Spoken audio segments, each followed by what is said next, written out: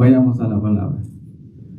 Haced morir, pues, lo terrenal en vosotros: fornicación, impureza, pasiones desordenadas, malos deseos y avaricia, que es idolatría, cosas por las cuales la ira de Dios viene sobre los hijos de desobediencia, en las cuales vosotros también anduvisteis en otro tiempo, cuando vivíais en ellas.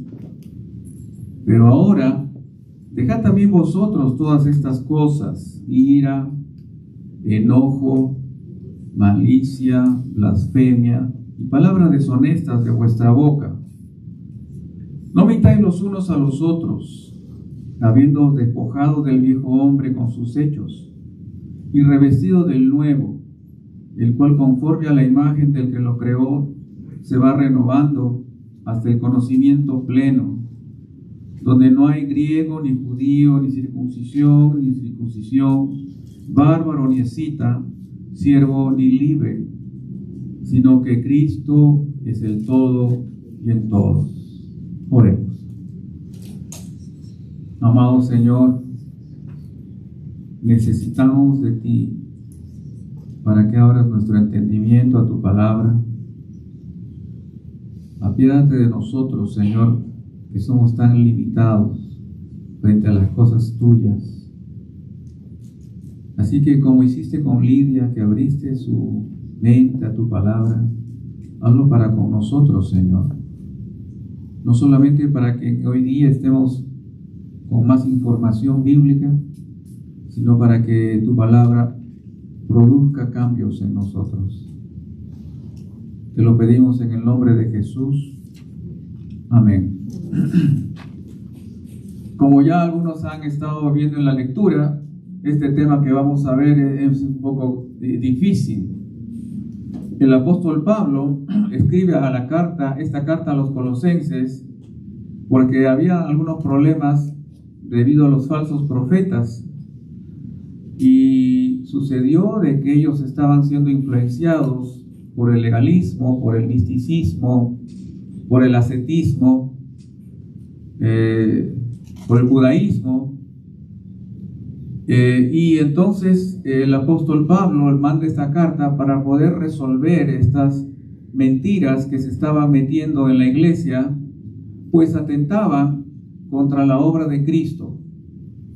En el fondo, lo que se buscaba era hacer pensar a los hermanos que la obra de Cristo no era suficiente, sino que había que hacer algo más para salvarse, o había que hacer algo más para lograr una vida espiritual normal, una vida espiritual santa. Así que en los primeros capítulos, capítulo 1 y capítulo 2, llega a resolverse ese problema. O sea, se resolvió el punto. Pero luego en el capítulo 3, Pablo pasa a resolver otros problemas, pero sobre la base los primeros dos capítulos. Y para entender este pasaje, es bueno primero ver cómo eran los creyentes de Colosas, cómo eran estos hermanos colosenses. Si han traído su Biblia, por favor acompáñenme a conocer a los hermanos de Colosas. Vean lo que dice Colosenses 1:2. Colosenses 1:2 dice: a los santos y fieles hermanos. Estos creyentes eran santos y fieles, ¿no? Eran hermanos, los llama Pablo hermanos, creyentes en Cristo Jesús, ¿no? ¿Y qué dice el verso 4? ¿Qué más sabemos de los hermanos colosenses? Habiendo oído de vuestra fe en Cristo Jesús y del amor que tenéis a todos los santos. O sea, esta era una iglesia amorosa, ¿no?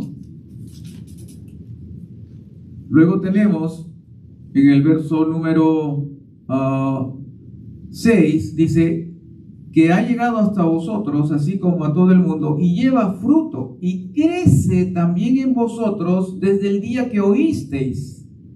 O sea que era una iglesia que los hermanos crecían. O sea, esta era una buena iglesia, hermanos fieles. Verso 8. Quien también nos ha declarado vuestro amor en el Espíritu. Estamos conociendo lo mejor, ¿no? Quizá podríamos decir que esta iglesia de Colosas se parece a esta iglesia aquí, iglesia de Lima, ¿se está pareciendo en algo? Y luego en el verso 12, ¿qué encontramos? Con gozo, Pablo estaba con gozo dando gracias al Padre que nos hizo aptos para participar de la herencia de los santos. Los llama santos en luz, herederos, ¿no? Verso 13, librados de la potestad de las tinieblas, trasladados al reino de su amado Hijo. Tenían redención, perdón de pecados, verso 14. Verso 21, os ha reconciliado. Verso 22 del capítulo 1, para presentaros santos y sin mancha. Fíjense lo que dice capítulo 2, verso número 5. Porque aunque estoy ausente en cuerpo, no obstante en espíritu, estoy con vosotros gozándome y mirando, ¿qué dice? Vuestro buen orden. ¿Y qué más? Estos creyentes serán de los buenos, ¿no es cierto? Y el verso 7 dice, y arraigados y solidificados en él y confirmados. Entonces vemos nosotros que estos hermanos tenían todas estas cualidades. Entonces en el primer capítulo, segundo capítulo, ¿qué hace Pablo? Resuelve el problema que tenían. ¿Con qué? Con información. Se acabó. O sea, podría decirse que este problema de debilidad doctrinal se resolvió pronto. Era un asunto de aceptar la verdadera información. Sin embargo, estos lindos hermanos, ¿qué les pide en el capítulo 3? Haced morir, ¿qué? 5 pecados. Fíjense allí. ¿Cuáles son? Impureza, pasiones desordenadas, malos deseos y avaricia, que es idolatría.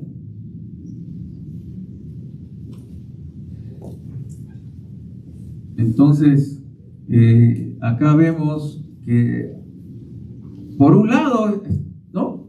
Estamos bien, pero por otro lado, dice hacer morir. Y aquí la palabra hacer morir, podríamos decir que es como asesinar, es matar, ¿no? Así que Dios les pide que maten pecados sexuales, pecados de pensamientos sucios, pecados cometidos con la boca, idolatría. Y este problema no se iba a resolver de la noche a la mañana, como los anteriores, problemas doctrinales, ¿no?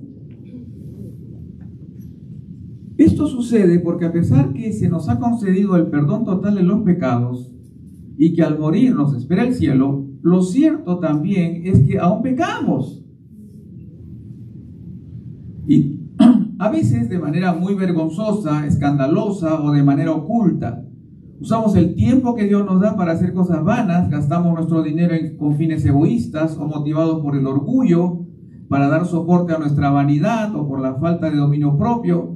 Aún todavía convivimos con hábitos malos. El problema es que tenemos la tendencia a no sacarlos, estos pecados, de nuestra vida. Cuando pecamos lo hacemos voluntariamente y no nos importa que Dios esté presente. Todavía las esposas gritan a sus maridos,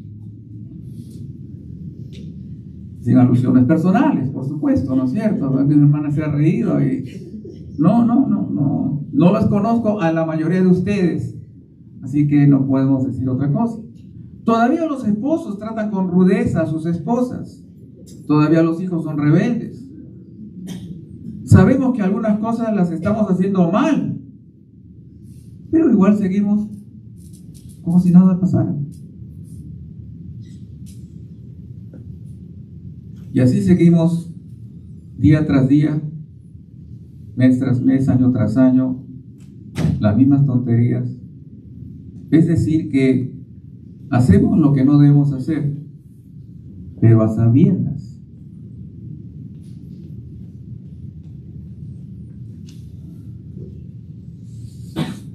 Y para rematar las cosas, nuestros corazones nos inclinan a la tarea de orar y estudiar la palabra de Dios de manera personal.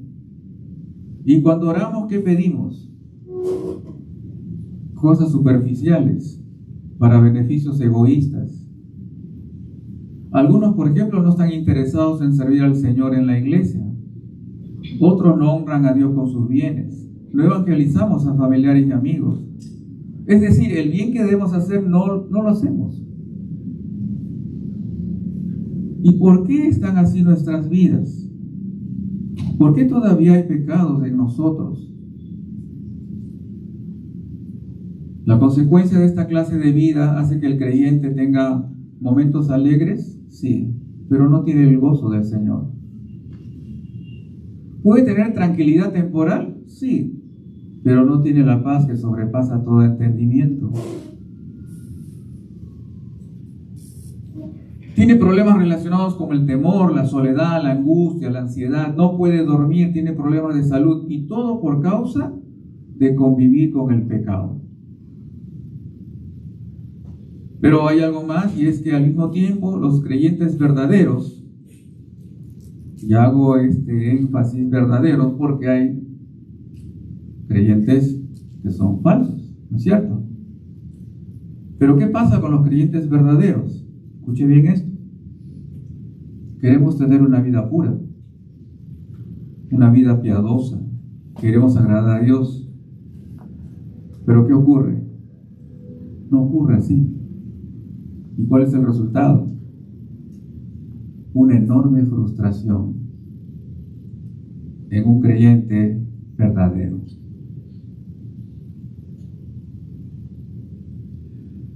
Ante esta realidad, hay creyentes que ya se han rendido, ya dicen, así será mi vida hasta el final. Otros que viven aparentando una vida piadosa, pero falsa, y otros que esperan que Dios haga algo en sus vidas. Otros ponen su esperanza en retiros espirituales, congresos, campamentos, hacen ayuno, o buscan una iglesia que les ayude, un pastor que les comprenda, etcétera, etcétera. Algunos, haciéndose los espirituales, esperan que Dios los cambie. No hacen nada, solo esperan que algo pase.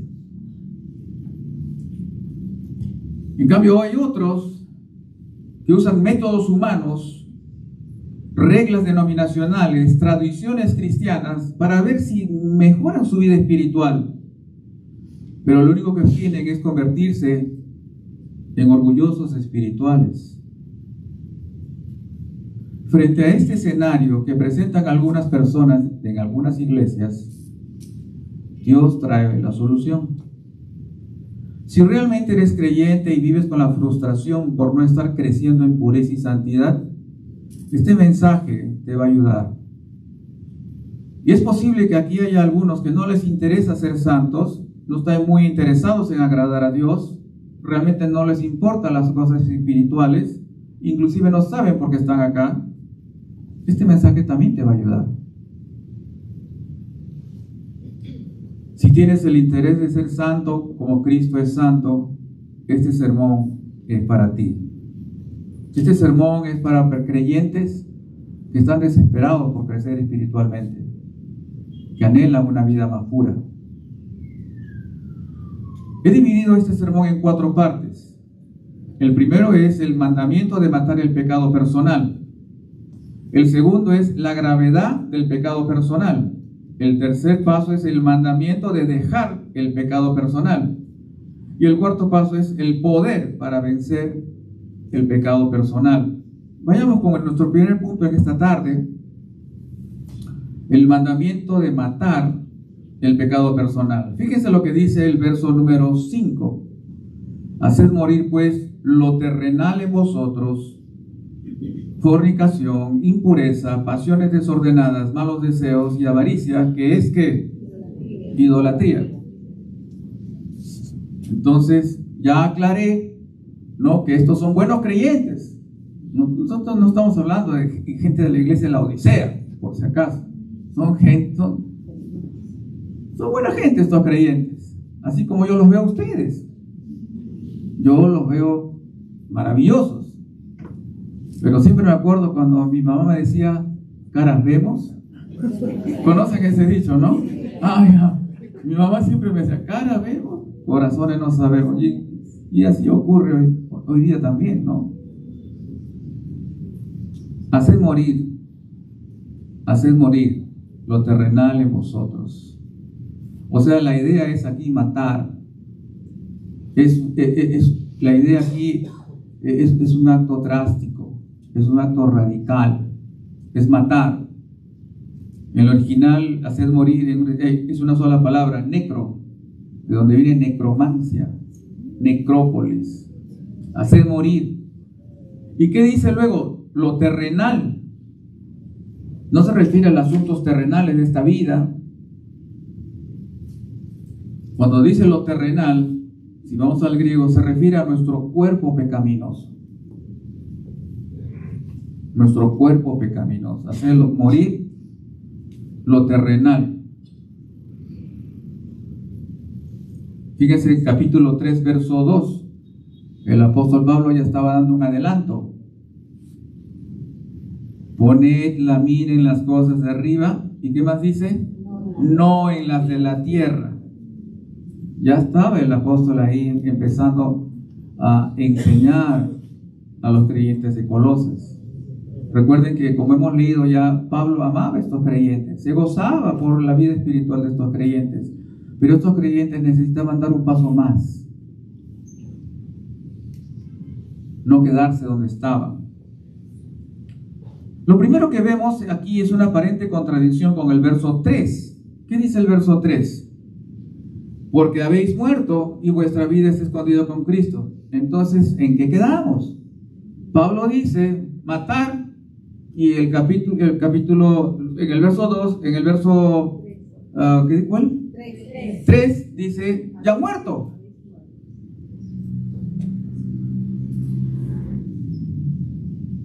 Y ya muerto se encuentra, como ustedes ven, en tiempo pasado. Y lo que estamos leyendo en el verso 5 es en tiempo presente. Es como si el apóstol por un lado estuviese diciendo que los colosenses ya murieron y por el otro lado dice que deben ponerse ellos mismos en estado de muerte. ¿Cómo pueden ser estas cosas ciertas a la vez? La explicación es muy sencilla. Por un lado, la Biblia dice que estamos muertos al pecado. ¿Qué dice Romanos 6:6? Acompáñenme a ver Romanos 6:6.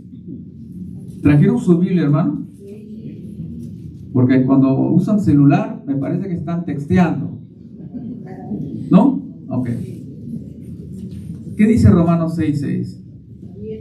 Sabiendo esto, que vuestro viejo hombre fue crucificado juntamente con él, para que el cuerpo del pecado sea ¿qué? Destruido.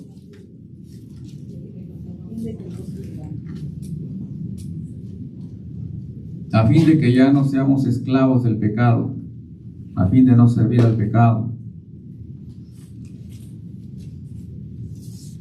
La muerte del que hablaba Pablo significa que ya no seamos esclavos del pecado, no que el pecado desaparece. Eso quiere decir que el pecado ya no tiene poder sobre el creyente, aunque el pecado siga presente en nuestras vidas. El pecado ya no domina como cuando éramos inconversos, y por el contrario, ahora el creyente puede vencer su pecado personal. Gálatas 5:24. Vamos un momentito a Gálatas 5:24. ¿Qué dice allí la palabra de Dios? Gálatas 5:24 dice: pero los que son de Cristo, voy a esperar que lleguen los hermanos que no han llegado a esa parte. ¿Llegaron todos? Gálatas 5:24, pero los que son de Cristo han crucificado la carne con sus pasiones y deseos. ¿De qué está hablando aquí? Esto quiere decir que el creyente puede controlar sus pasiones y deseos. Estos versos no quieren decir que ya no vamos a pecar. Lo que significa es que el poder total que el pecado tenía sobre nosotros ha desaparecido. Esto no quiere decir que ya no vamos a pecar, lo que quiere decir es que el pecado ya no será quien domine. ¿De dónde saco esta conclusión? Romanos 6:14. Romanos 6:14 dice allí: porque el pecado no se enseñoreará de vosotros. ¿Ven? No dice el pecado desaparecido. ¿Qué dice? No va a dominarte. Está allí, pero no te va a dominar. Y Romanos 16, 17 y 18. Pero gracias a Dios que aunque erais esclavos, fíjense que es tiempo pasado, erais esclavos, erais, tiempo pasado del pecado, habéis obedecido de corazón a aquella forma de la doctrina a la cual fuisteis entregados, y dice, y libertados del pecado, vinisteis a ser siervos de la justicia. ¿No les parece maravillosa esta verdad? Libertados del pecado, ¿sí? Ya no nos tiene atrapados, pero no es que estamos a nuestra suerte, sino que ahora somos ¿qué? Siervos de la justicia. Qué lindo título, ¿no? Si tuviéramos una tarjeta de presentación, te pones ahí tu nombre, Juan Pérez, abajo, siervo de la justicia. Puedes ponerlo, hermano, pero respáldalo con tu vida, por supuesto, ¿no? Así que el pecado ya no se enseñoreará. Ha dejado de ser el que manda. Y ahora somos libres del pecado para ser esclavos dedicados a realizar obras justas. Por tanto, el pecado ya no tiene el mismo poder sobre nosotros como cuando éramos incrédulos. Pero eso no significa que el pecado haya desaparecido por completo de nuestras vidas. Eso solamente ocurrirá cuando experimentemos la muerte. El día que nuestro cuerpo, tu cuerpo, se separe del alma, al fin, libre totalmente del pecado. ¿No les parece eso algo grandioso? Pero mientras tanto, tenemos que matar el pecado hasta que llegue ese momento. Mientras no muramos físicamente, Dios nos ordena matar lo terrenal en vosotros. Este verso no quiere decir que eliminemos de nuestras vidas las cosas terrenales de este mundo. Lo que Dios quiere decir es que matemos lo pecaminoso que quede en nosotros. Y aclaro, es lo pecaminoso que quede en nosotros. Hay cosas que con la salvación que nos ha regalado Cristo ya hemos dejado. ¿No es cierto? Ya hay pecados que hemos dejado, pero otros no.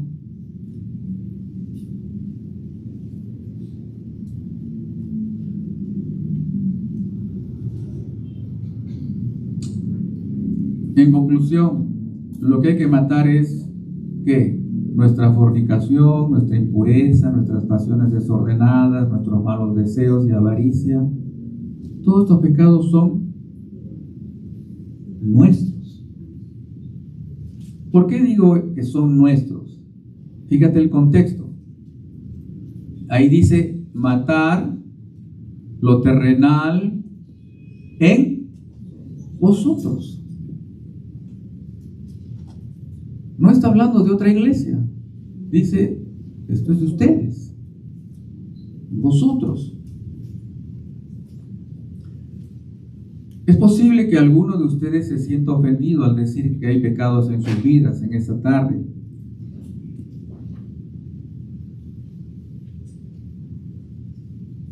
Pero esa es la palabra de Dios.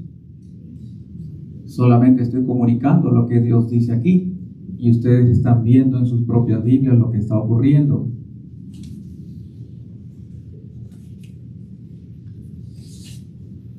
Así que aún los buenos creyentes están llamados a matar pecados, porque todavía hacemos el mal que no queremos hacer, y el bien que debemos hacer no lo hacemos.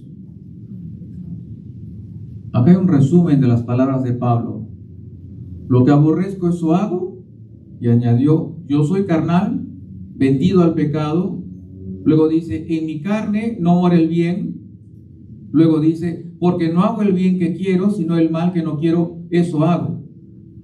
Y Pablo era un cristiano maduro. Pablo ya había caminado mucho tiempo con el Señor Jesús. Aproximadamente fue salvo entre el año 33 y el año 34 después de Cristo. Y esta carta fue escrita aproximadamente en el año 56. Hablo de la carta a los romanos.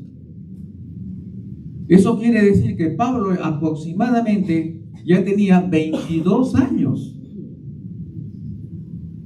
como fiel y poderoso creyente.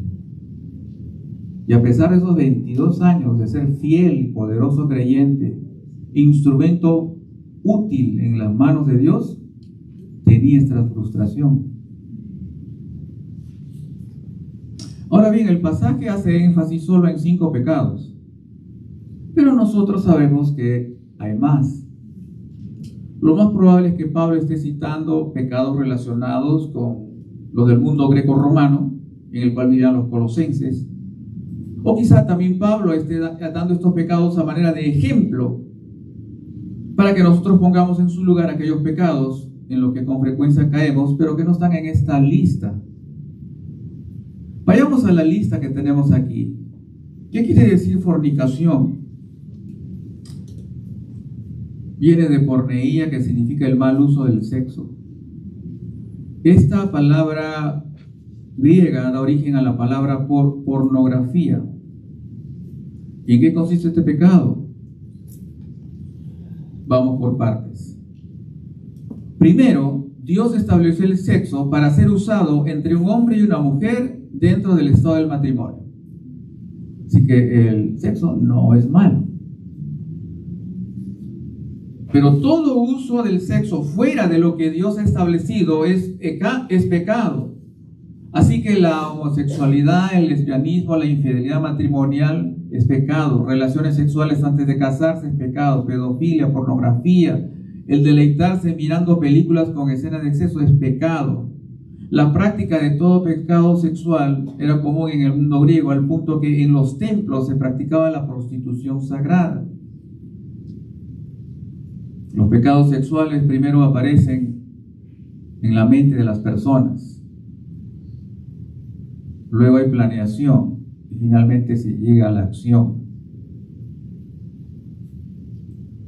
1 Tesalonicenses 4:3, Pablo dice: porque esta es la voluntad de Dios, vuestra santificación, es decir, que os abstengáis de inmoralidad sexual.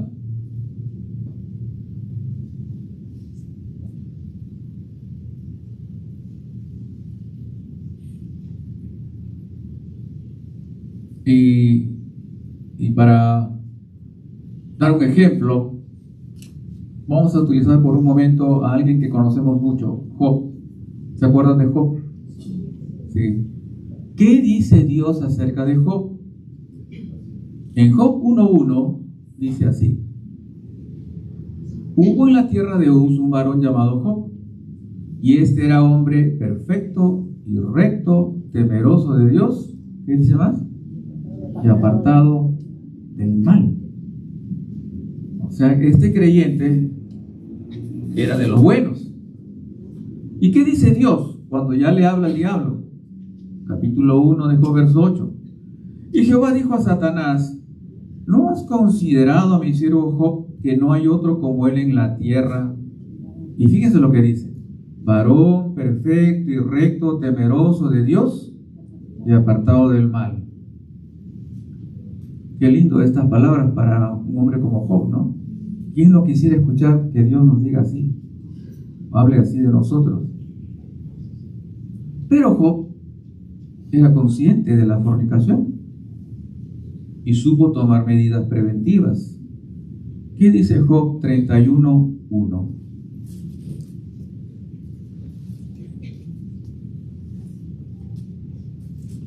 Como ven, hasta aquí estamos hablando colosenses, con los creyentes. Job, ya pues, buenazo, ¿no? Pero ¿qué dice Job en 31:1? Fíjense: hice pacto con mis ojos ¿Cómo pues yo había de mirar a una virgen? Job en forma poética está diciendo: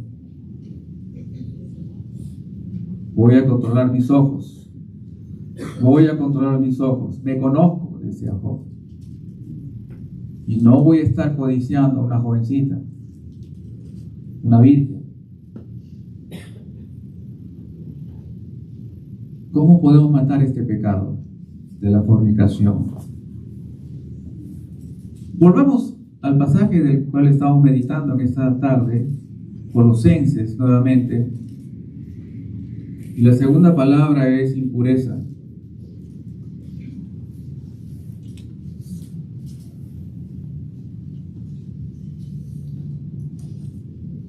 Impureza viene a ser algo no limpio. Esta palabra parece indicar los pensamientos sucios que llevan a conductas pecaminosas. Viene a ser el acto de recordar pecados cometidos para placer personal. También consiste en imaginar actos prohibidos por la ley de Dios. Está hablando de actividad mental. La fornicación es una actividad que Dios ve y la conciencia la ve. Lo demás no lo ven. Pero este pecado es secreto. Solamente lo ve Dios y tu conciencia. Nadie más. Este pecado se puede ocultar. Es el pecado de los pensamientos sucios. Ahora, vayamos a Job otra vez. Job era muy consciente de este pecado invisible. ¿Y qué dice Job 1:1? Job, y era este hombre perfecto y recto, y Dios lo llamó así por sus cualidades espirituales. Una de sus cualidades era que se preocupaba por los pecados de los pensamientos de sus hijos. Y el verso 5 dice, capítulo 1, se levantaba de mañana y ofrecía holocaustos conforme al número de todos ellos, porque decía Job, quizá habrán pecado mis hijos y habrán blasfemado contra Dios. ¿Dónde? En sus corazones. Este padre es de los buenos, ¿eh? No solo se preocupaba de los actos de sus hijos, sino de los pensamientos de sus hijos. Y es un tema que a veces no estamos preocupados en enfrentarlo, porque son invisibles.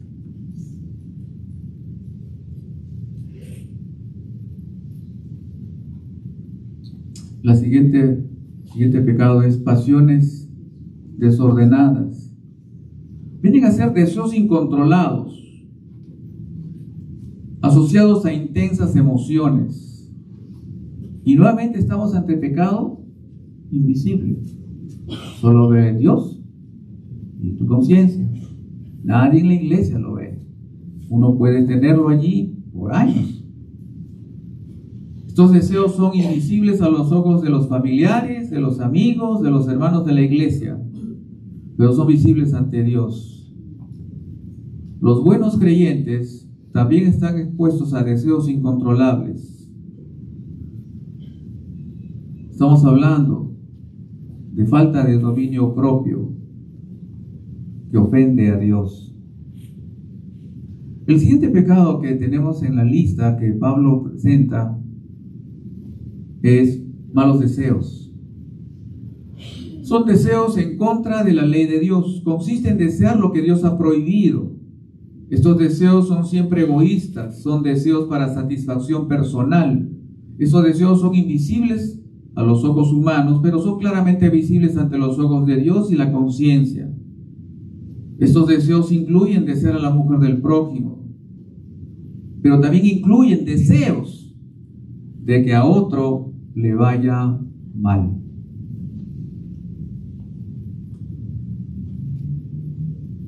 Pueden ser deseos con apariencia de piedad, pero en el fondo son malos deseos. Un ejemplo de estos malos deseos aparece en la escena cuando hablo con apariencia de piedad, ¿no? Deseos que parecen buenos. Es lo que deseaba Pedro en relación con Jesús. Jesús dice: voy a ir a la cruz. ¿Y qué deseaba Pedro? No vayas. Aparentemente como que lo protegía, ¿no? Pero ¿qué le dice Jesús? ¡Qué tremendo! Hay deseos diabólicos en los buenos cristianos también. El asunto es si los aceptamos o no, que están allí.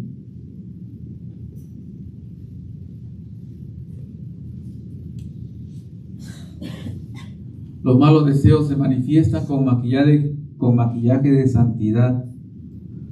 Pues hay creyentes que quieren servir a Dios,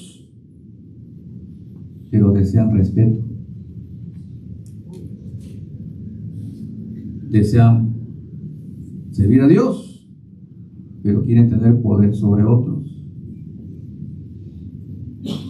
Desean servir a Dios, pero quieren influenciar a los demás. Fíjense cómo los malos deseos son muy sutiles. Están escondidos. Y no lo ve nadie, solo tú y Dios. Y ese es el problema. No hay quien nos corrija. ¿Cómo matamos estos pecados? Vamos a la avaricia o codicia. Es el deseo de tener más. Este es el deseo de tener más. Ya tiene, pero quiere más. ¿Alguno de ustedes ha visto personas así? Ya tiene, pero quiere más. Y cuando tiene más, quiere más. Y no acaba. Esa es la avaricia. Y ese deseo de tener más está promovido por el marketing. Vivimos en una sociedad consumista que te induce a tener más y más y más, ¿no? Y para eso te pone trampas. Por ejemplo, hubo un tiempo donde un saco tenía las solapas anchas, pero luego vino el saco con solapas chiquitas. No puedo tener ese saco. Sí. Y así. Luego vino otro tiempo donde ya las solapas no hay. Y entonces no puedes tener algo así. Y así nos llevan queriendo más y más.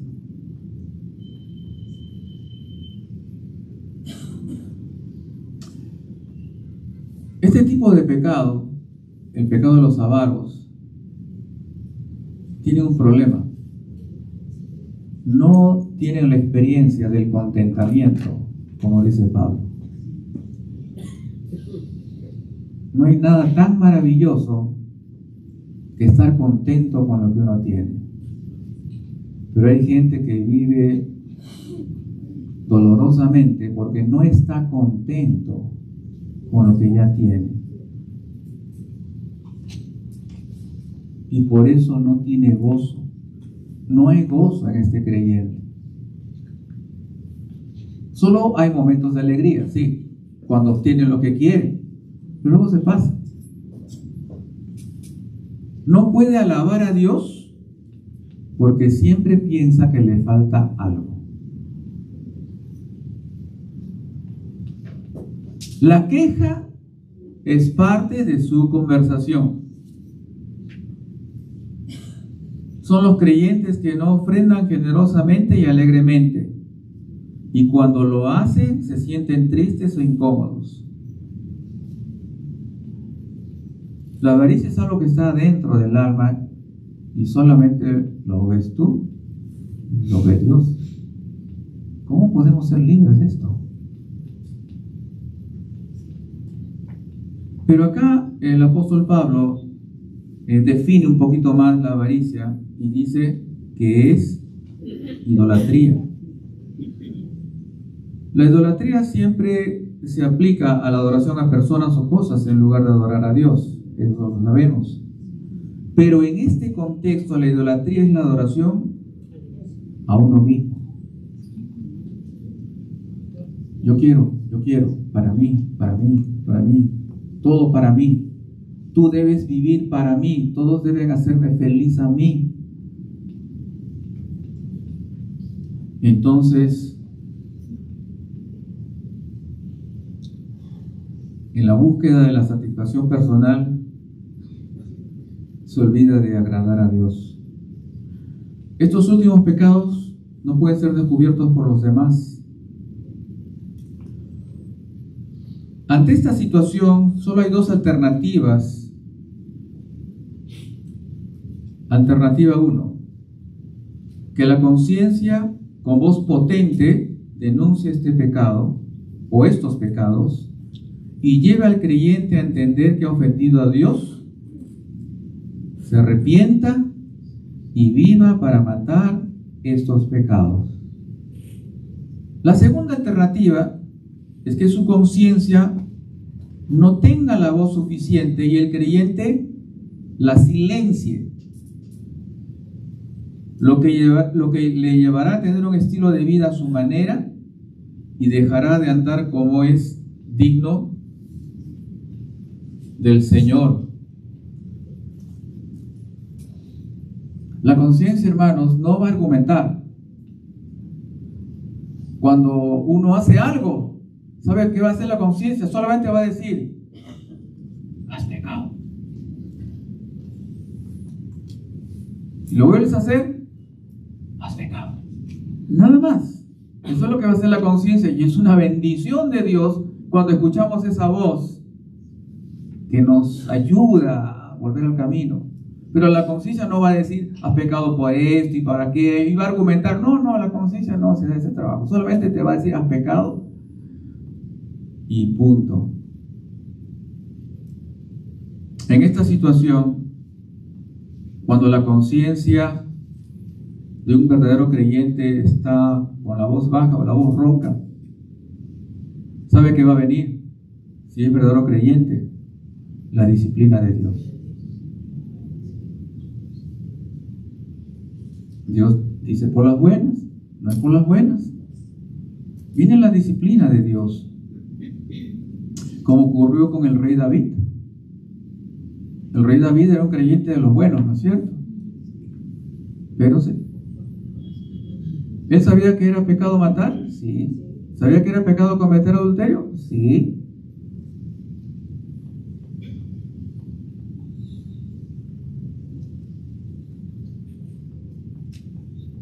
Pero Dios, demostrando su misericordia, le envió sufrimientos físicos y luego un profeta para confrontarlo.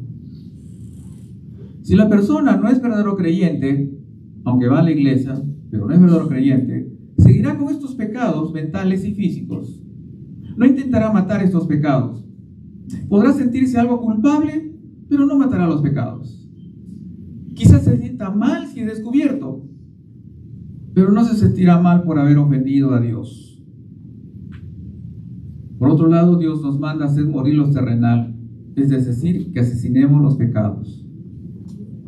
Que no presentemos nuestros miembros al pecado como instrumentos de iniquidad, sino que nos presentemos a nosotros mismos como vivos entre los muertos, como instrumentos de Dios para justicia.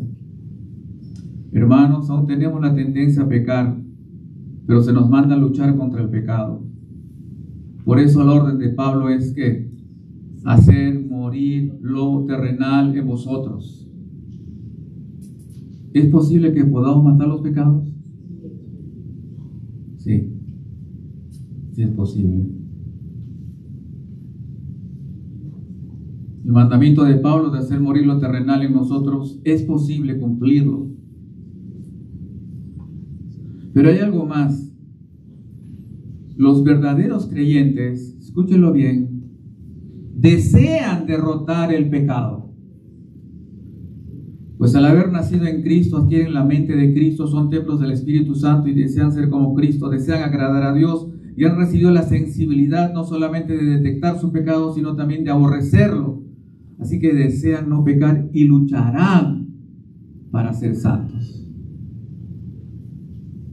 Si tú tienes esa batalla de que luchas por ser santo, no estás mal, estás bien, porque el Espíritu Santo te está moviendo a esa batalla. Vamos a la segunda parte, que es la gravedad del pecado personal. Verso 6: cosas por las cuales la ira de Dios viene sobre los hijos de desobediencia, en las cuales vosotros también anduvisteis en otro tiempo cuando vivíais en ellas. Cosas por las cuales la ira de Dios viene sobre los hijos de desobediencia. ¿Cuáles cosas? Son los pecados que hemos mencionado en el verso 5. La ira de Dios es la reacción perfecta de un Dios justo y recto debido a la presencia del pecado. La ira de Dios no es un defecto de su carácter como ocurre con la ira de los hombres, pues la ira de Dios está asociada a su amor, a su pureza, a su verdad, a su sabiduría, a su santidad, a su poder y su amor por sus seguidores. La ira de Dios siempre se dirige a las personas o personas que lo merecen en el tiempo adecuado y mediante el método adecuado. No es como la ira del hombre, que es egoísta, orgullosa, carente de humildad, y siempre su ira se produce contra la persona equivocada en el momento menos oportuno y de la forma equivocada. Así es la ira del hombre. Pero tengan cuidado que esta ira de Dios no es para el creyente. ¿Por qué? Porque el creyente ya no está bajo la ira de Dios. Entonces hay que leer bien este pasaje, este texto. Está hablando de la ira de ¿quién? ¿Contra quién? Contra los hijos de desobediencia. Y llamar hijos de desobediencia en la Biblia es como decir contra un incrédulo. La Biblia llama de diferentes maneras al incrédulo: hijo de desobediencia, hijo de ira, hijo del diablo, hijo de maldición, hijo ilegítimo. Todas esas formas de llamar, en otras palabras, se refiere al incrédulo. Pero Dios usa este término, hijo de desobediencia, queriendo decir que los que no siguen Jesús son aquellos que no obedecen a Jesús. ¿Por qué habrá dicho hijos de desobediencia y no puso ahí hijos de ira, hijos ilegítimos, hijos del diablo? Porque está diciendo de una manera indirecta, Pablo en el verso anterior, que dice: matad. ¿Eso es una sugerencia o es un mandamiento? Un mandamiento. Y acá, ¿qué está diciendo en el siguiente versículo? Los hijos de desobediencia, o sea, los que no obedecen.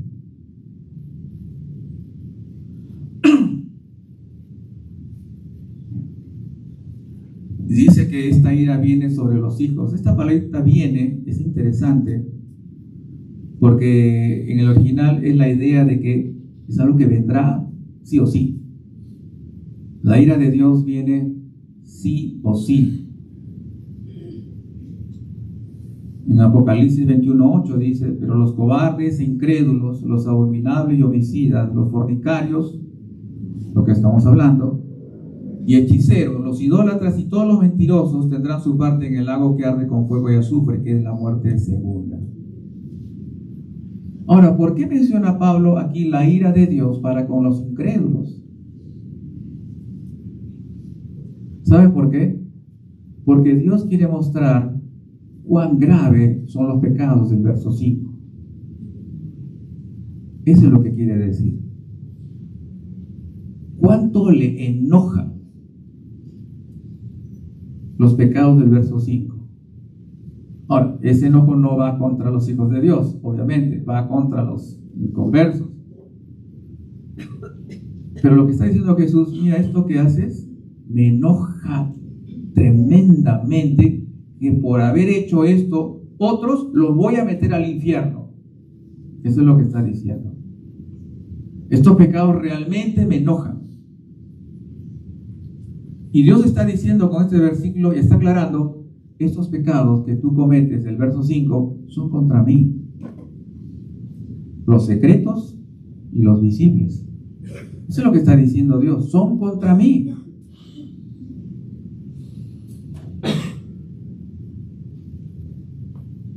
Hay gente que no hace mal a nadie, hace buenas obras, pero su actividad mental apesta como apestaría un muerto. Y Dios dice, esa persona se porta muy bien por fuera, pero por lo que está pensando por dentro, lo voy a meter al infierno.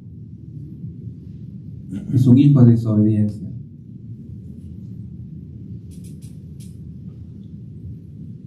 Como hijos obedientes, no se conformen a los deseos que antes teníais en vuestra ignorancia. Si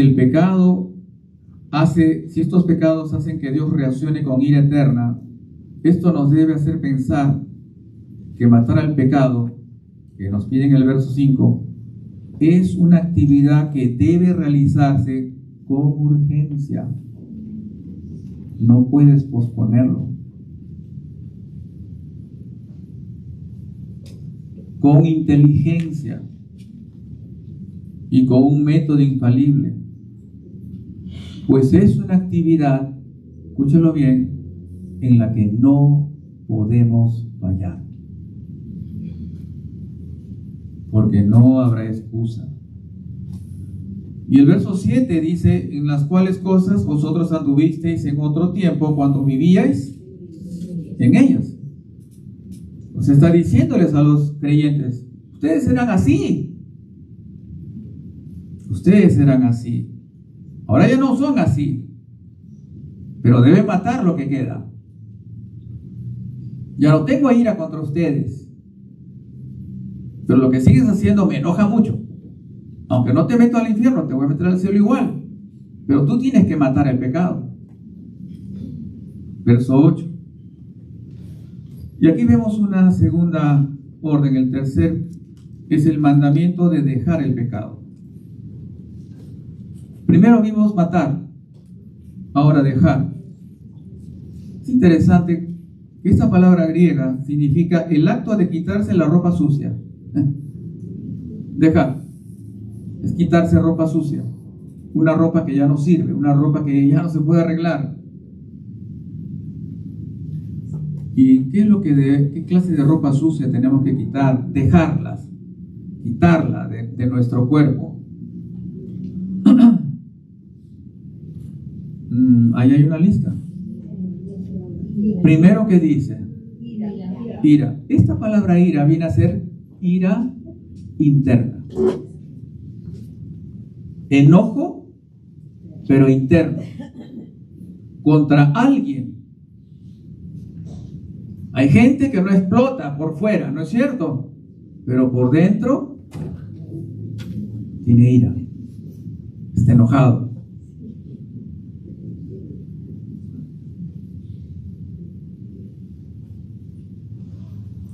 Si en este momento te pediría que cierres los ojos y te preguntaría, ¿contra quién tienes ira? Si vino un rostro a tu mente, ahí está. Enojo.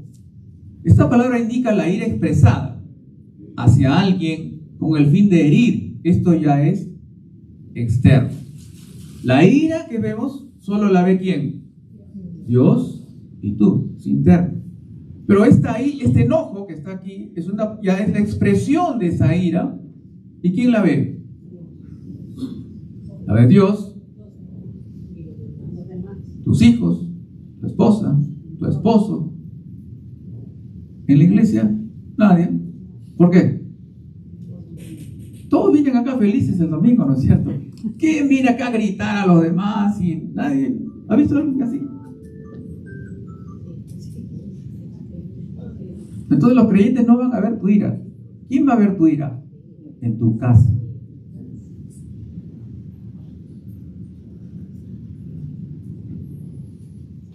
Los cercanos. Este pecado no suele verse en la iglesia. ¿Has visto que puede haber gente con ira en la iglesia? Sí, es posible. Y por ahí nunca falta alguien que... Malicia. tiene que ver con actuar con mala voluntad. Hacer las cosas de mala forma, de mala manera. Blasfemia.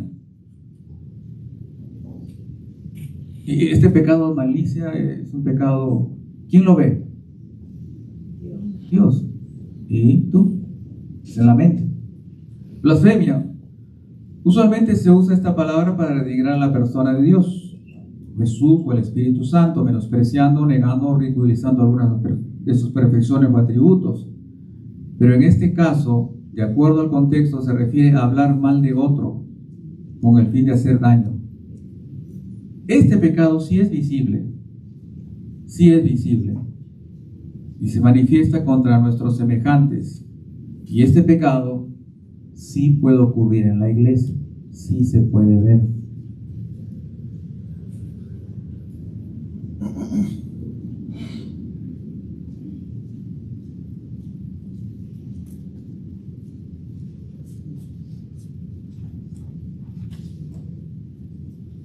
Palabras deshonestas de vuestra boca, ¿no? Palabras deshonestas. Aquí se refiere al uso de palabras soeces, de malas palabras y de insultos. Bueno, no he visto esos pecados en la iglesia, al menos en la iglesia que asisto, no, pero no sé aquí cómo será, ¿no? Tampoco. Bueno, este es hablar malas palabras. Pero por experiencia personal, yo sé que hay creyentes que hablan malas palabras en su casa. En su casa, con su familia. Bueno, eso es pecado. Eso es pecado. Y esto demuestra la clase de corazón que tiene esta persona, pues de la abundancia del corazón habla la boca.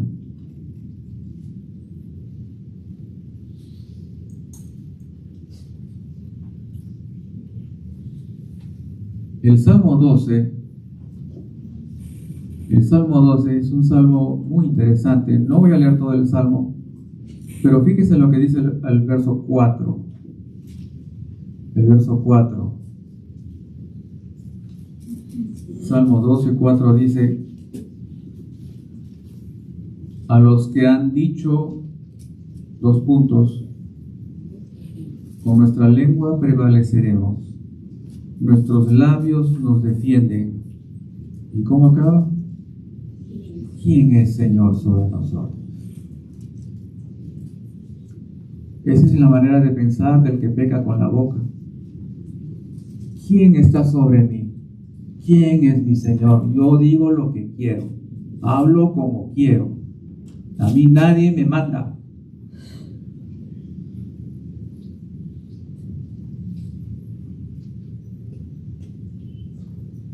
Verso 9. No mintáis los unos a los otros, habiéndoos despojado del viejo hombre con sus hechos. Pablo da otra orden: no mienta, prohíbe mentir. Este mandamiento está en el Éxodo, no es nuevo. Salmo 34:13. Yo les voy a leer. Escuchen algunos versículos que les voy a leer. Les voy a dar la cita para los que están anotando, pero se los voy a leer porque el tiempo creo que ha avanzado.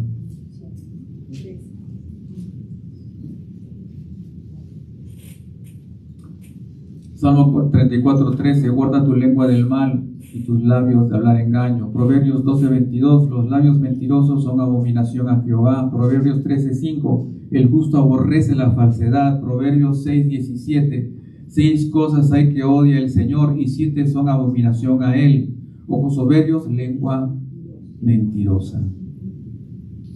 Vamos a nuestro cuarto punto. Y dice la parte B del verso 9: y despojados del viejo hombre con sus hechos, y revestidos del nuevo, el cual conforme a la imagen de lo que creó, se va renovando hasta el conocimiento pleno. Se nos ha quitado el viejo hombre. ¿Qué quiere decir esto? Se ha quitado el corazón de piedra y revestido del nuevo. ¿Qué quiere decir? Se ha puesto un corazón de carne. Gloria a Dios por eso. Hay que adorar a Dios por esa bendición, esa gracia. Pero luego dice, el cual conforme a la imagen del que lo creó, se va renovando. El cual se ha puesto a la imagen de ¿quién? De Jesucristo en cada uno de nosotros. Y esa imagen se va renovando. ¿Eso qué quiere decir? Que estamos en un proceso en el cual estamos siendo formados a la imagen de Cristo. ¿No les parece esto hermoso? ¿Ven cómo podemos cambiar, no es cierto? Porque no estamos solos en esta batalla de matar y dejar. Ahí está Dios en ese proceso también, haciéndonos como Cristo. Romanos 8:29 lo menciona, porque a los que antes de antemano conoció, también los predestinó a ser hechos conforme a la imagen de su Hijo. ¿Puedes imaginarte ser conforme a la imagen de su Hijo en el cielo? Esto es fantástico, hermanos. Cuando llegue al cielo, mi esposa no me va a reconocer, porque seré tan limpio. Yo tampoco la reconoceré, ella también, seguramente, ¿no? Pero es así.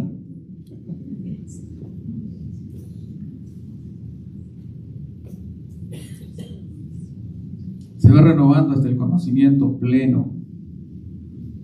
Aquí se está hablando de conocimiento pleno, es una sola palabra en el griego, pero es la idea que nos vamos renovando, escúchenlo bien, a través de un conocimiento pleno.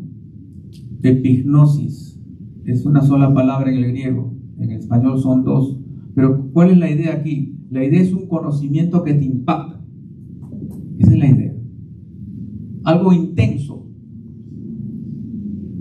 ¿Y qué tipo de conocimiento pleno impacta?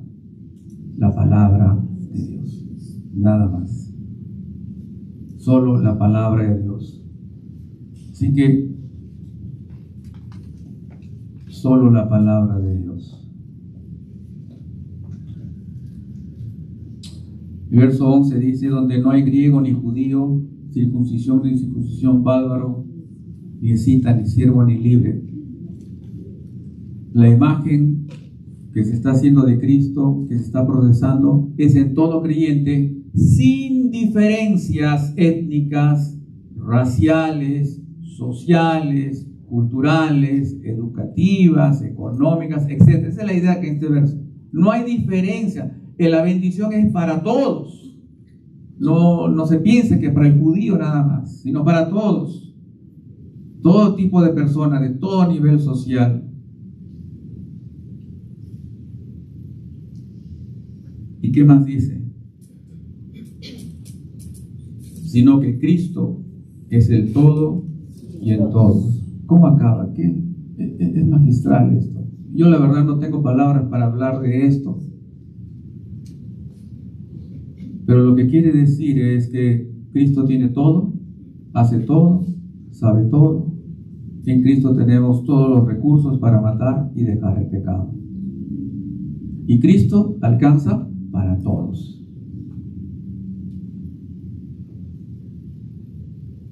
No solo para algunos, para todos los creyentes de todos los tiempos. Eso te incluye a ti y a mí. Si Cristo es el todo, nosotros somos nada. Así que la gloria es para Él. ¿No les parece fantástico? Es hermoso. Es hermoso esto. Eso me recuerda a palabras que Salomón escribió 950 años antes de Cristo, cuando dijo que Jehová es el todo del hombre. Queridos hermanos, ¿no les gustaría vencer un pecado y decir a Dios gracias? ¿No sería lindo que el próximo martes o el próximo domingo, aquí puse martes, no sé por qué, pero el próximo domingo das tu testimonio y digas, alabado sea el Señor, vencí el pecado tal? Quizás no se lo cuentes a nadie, ¿no? Pero ahí en tu silla adoras a Dios. Señor, vencí. ¿No te gustaría venir a la iglesia a adorar a tu buen Dios y decirle, te alabo, porque en tu poder vencí el pecado? Queridos hermanos, no matamos los pecados de nuestras vidas solamente para ser libres de la acusación de la conciencia, sino para agradar a Dios.